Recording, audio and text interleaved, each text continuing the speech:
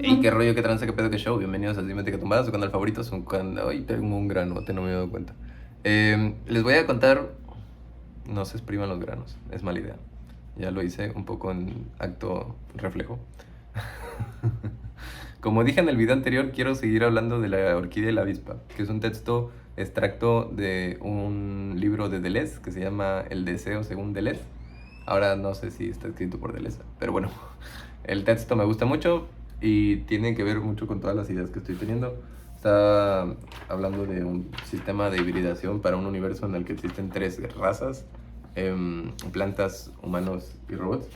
Y el sistema de cómo se hibridan y cómo funciona, digamos, imaginar cómo serían los conflictos sociales y el eje cronológico de esa situación, un mundo en el que existan tres razas distintas y se vayan mezclando y vayan teniendo conflictos al respecto hasta llegar a alguna solución que sea el equilibrio, el balance y la comprensión mutua, pues intentar imaginar toda esa escala de arcos narrativos y todo ese sistema complejo me hizo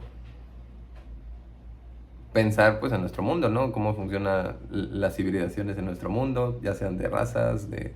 eh, no sé qué más hay de civilizaciones. Empezó a llover. Bueno, el caso es que también estaba hablando el francés de ayer, que vi que estaba mecánico por el tema de estar utilizando ChatGPT. Y al mismo tiempo, pues pienso en los hippies que están más en sintonía y armonía con la naturaleza, según. Y hay como dos pulsos, ¿no? El querer hacerse más artificial o el querer hacerse más orgánico, ¿no? Y digamos, no siempre es consciente, no siempre es una búsqueda de la que nosotros nos estamos dando cuenta, ¿no? Muchas veces, o sea, han escuchado seguro las frases como de que júntate con las 5 personas que más admiras para poder, o sea, la gente con la que te rodeas, eso vas a hacer, o eres lo que consumes. Todo ese tipo de ideas son, pues realmente tú te ves afectado por ese otro cuerpo con el que estás interactuando, ¿no? Pero justo cuando lo estaba pensando, recordé este texto y dije yo, es que este texto lo sintetiza perfecto, vamos a hablar de este texto. Entonces primero lo quiero leer en voz alta, es un texto cortito, pero no tiene pierde, entonces ahí les va. Nadie sabe lo que puede un cuerpo. Es la frase de Spinoza que Deleuze repite en sus escritos. Si un cuerpo no se define por su pertenencia a una especie, sino por los afectos de lo que es capaz, por el grado de su potencia, por los límites móviles de su territorio, entonces no se puede saber lo que lo que puede un cuerpo antes de la experiencia. Por supuesto que hay algunos encuentros en los que podemos afirmar con toda seguridad que serán fatales. La ingestión de determinadas sustancias, el choque con determinados cuerpos, pero para el resto de posibilidades que el azar nos ofrece, no podemos saber qué pasará. Nuestra única orientación ha de ser una preparación a la experimentación. Y esta preparación consiste en no ser imitativos, en no juzgar, en no interpretar mediante las categorías generales de lo que está bien o está mal. Esto es, se trata de no reducir la experiencia a lo que se nos da socialmente como ya conocido. Puesto que no sabemos qué puede nuestro cuerpo, de qué afectos es capaz, hasta dónde puede llegar nuestro territorio, hay que probar. Probar consiste en no juzgar a los existentes, sino en sentir si nos convienen o no, si nos aportan fuerzas vitales que ampliarán nuestra potencia o por el contrario, si nos llevarán a la miseria y a la pobreza. Lo que nos conviene puede ser reconocido por dos características, crecimiento y alegría. Ambas son indisolubles. Un crecimiento que no conduce a la alegría puede ocultar la imposición de un territorio que no es nuestro, como el caballo de carreras convertido en un caballo de labranza. Una alegría que no produce crecimiento puede estar larvada de triste resentimiento. La alegría del envidioso cuando, cuando ve que le van mal las cosas al que le envidia. Cuestión de amor y de odio, no de juicio. En el amor hay composición de un cuerpo con otro, hay devenir. El devenir es algo que sucede entre dos cosas que se encuentran. Y eso que sucede no es el orden del reconocimiento ni del juicio, sino de la captura o el robo. A partir de lo que se es del propio territorio se extraen partículas en contacto con lo que se deviene. El devenir es un proceso de deseo. Ojo, el devenir es un proceso de deseo. En nuestros amores tenemos que ser como la orquídea y la avispa, nos dice Deleuze. La orquídea se ha dejado contagiar por la avispa, adoptando sus colores y sus formas. Ha devenido avispa. No porque la orquídea quiera ser como la avispa, sino porque ha incorporado el movimiento de la avispa en el suyo propio. De manera que ese devenir constituya al modo de atraer a la avispa, de formar una composición orquídea-avispa. A su vez, la avispa se siente capturada por la orquídea, deviene orquídea, no porque la imita, sino porque se deja atrapar en su movimiento. En la amistad, en el amor, tenemos algo en común con alguien, pero no se trata de ideas comunes, sino más bien de signos prelingüísticos comunes, por lo que el acercamiento está impulsado por una cierta percepción de estos signos. A veces, el otro hace un gesto con la mano al hablar, o se sienta en la mesa de una determinada manera, o sonríe de una forma particular. Percibimos el gesto lleno de gracia infinita como si estuviera tocando el centro mismo de la vida. Otras veces se trata de frases absolutamente insignificantes, como la manera de decir que se encuentra mal o la forma de referirse a sus familiares, y que sin embargo nos parecen llenas de encanto. En algunas ocasiones, el encanto se percibe en los momentos en el que la persona pierde un tornillo y muestra su vena particular, su locura. En todos esos momentos, se percibe algo que nos conviene, que nos revela algo, que nos enseña algo. Y así nace la amistad, el amor, que nos hace exclamar: quiero que esta persona sea mía y yo espero ser suya. Como la orquídea y la avispa. Cada uno de nosotros es una combinación única, una jugada de dados particular, un modo en que la vida se presenta, nuestras esencias particulares. La vida que hay en cada uno de nosotros es un grado de potencia, no es algo fino y dado de una vez por todas, sino algo en continuo devenir, crecimiento y disminución. Ahora madre, se dejó caer la lluvia. Sin embargo, cuando asumimos una identidad, sujetamos el desarrollo de nuestra potencia de vida a los deseos, las ideas y las formas de vida propias de esa identidad que nos incorpora. Las identidades siempre son mayoritarias, hombre, blanco, occidental. El yo personal se nutre de esos deseos, ideas y formas, y no deja que en él prolifere nada que no se acorde con esta identidad. Aprisionamos la vida. Devenir comienza cuando rompemos las líneas duras del ser. Todos los devenires son minoritarios. Ya no están guiados por las identidades. Cada individuo desarrollará entonces la vida en un modo particular, pero no personal. Las ideas, los deseos, los modos de vida que invaden y de los que se contagian, nacen y se mueven desde más acá o más allá de él mismo, de su yo. Lo individual y particular no es personal, es impersonal, cósmico, mundano. La vulgaridad y la fealdad están del lado del ser, pero hay que entender que los peligros y los riesgos están del lado del devenir.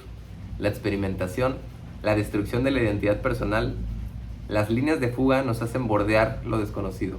Hay que desarrollar una gran prudencia, ser nómada sin acabar siendo exiliado. Hay que aprender a conocerse a sí mismo, experimentar pero encontrando aquello que nos conviene, y todo ello sin morir en el intento. Este texto, muy bonito el texto, era lo que yo estaba leyendo antes de empezar mi transición de género. Hubo un momento en mi vida en el que me nombré lesbiana. ¿Ustedes creen que estaba confundido o no sabía lo que pasaba? No, me había leído la teoría del performance y después me había leído esto. Y entonces me di cuenta de que me había aprisionado muchas etiquetas que sí me describen, pero no me definen, ¿no? Y creo que fue la reacción de ver eso y decir, no mames, o sea, si yo me empiezo a juntar con puras mariposas, o si me empiezo a juntar con puro cholo, ¿me voy a hacer más mariposa o me voy a hacer más cholo? Y sí, o sea, realmente así funciona un poco la evolución. O sea, el gato que está viviendo ahorita conmigo tiene muy pocas propiedades felinas. O sea, es un gato, es un felino. Pero si lo comparo con otros gatos que he tenido en mi vida, probablemente este sea el gato más humanizado y más tolerante a la interacción con el humano que he tenido en mi vida. Son especies que han evolucionado junto a nosotros y de alguna forma han adoptado o se han acostumbrado a nuestra vida. El maullido, por ejemplo, yo no sé si hayan notado que los gatos adultos casi no se maullan entre ellos, solo para pelearse en todo caso. Pero el maullido está sobre todo para hablar con el humano, para decirle, hey, qué rollo, abre la puerta, dame de comer. El maullido casi siempre lo utilizan para comunicarse con el humano. Entonces, mezclándolo otra vez, ¿no? Este proceso que quiero integrar dentro de un sistema de world building es un camino vital que yo he decidido tener. Ya he hecho otros videos hablando de cómo me gustaría hacer puente, cómo me gustaría, digamos, arreglar conflictos. ¿Por qué? Porque ahí viví, esa es mi especialidad. Yo siempre estuve entre dos fuegos, o por lo menos siempre me concibí así, entre hombres y mujeres, entre españoles y mexicanos, entre heterosexuales y homosexuales, trans, no sé. O sea, realmente hubo una especie de acumulación de conflictos que tuve, en donde muchas veces la raíz era mi identidad, o más que mi identidad, mi actitud de apego a mi identidad, como si no pudiera hacer otra cosa, como si eso no me permitiera hacer muchas cosas que sí se pueden hacer. Entonces probablemente el señor francés que conocí ayer también está en su mexicanización, ¿no? Y acaba de llegar a Mérida y como yo le cueste hacer amigos locales.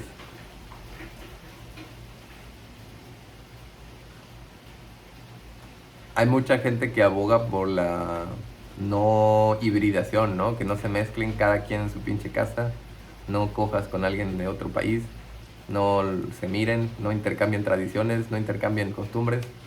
Es imposible. Sobre todo hoy en día, o sea, el cine ya hizo una gran labor de contagiarnos de modos de vida primermundistas, pero el cine no tenía la distribución ni de cerca de lo que tienen hoy las redes sociales. O sea, es un constante contagio, por lo menos a nivel audiovisual, de signos lingüísticos y no lingüísticos, porque el video también ya está accesible. Yo podría decir que la mayoría del mundo tiene acceso a redes sociales, así en general. No estoy seguro, pero en todo caso es una gran parte del mundo. Hay pocos lugares que queden que realmente no se estén contagiando constantemente. Entonces, creo que es muy pertinente esta serie en la que me metí. Creo que es un tema que no va a ser más que cobrar importancia con los años. La mezcla ya empezó y no va para atrás. Y creo que lo interesante es pensar más bien cuáles son las potencias de esas hibridaciones. Cómo podemos hacer que nos beneficien y no que sean relaciones parasitarias. Cómo podemos lograr la simbiosis con el resto de existentes del mundo, ¿no? Y si no se puede, no se puede, pero en todo caso no puedes permitir, o sea, no puedes pretender saberlo antes de probarlo. Eso es lo que quiere decir este texto. Tu cultura puede decir que algo es malo para ti, o malo en general. Pueden perjurar maldad contra un algo que probablemente es tu medicina, o probablemente es tu salvación, o probablemente es tu... ¿Cómo lo vas a saber si no lo pruebas? Y en el momento en que lo pruebas y lo sepas, ¿cómo te vas a enfrentar a tu sociedad? Pero bueno, me da mucho filosofear. Voy a seguir mandando CVs y ahorita subo el video del resumen de la búsqueda de chamba hoy.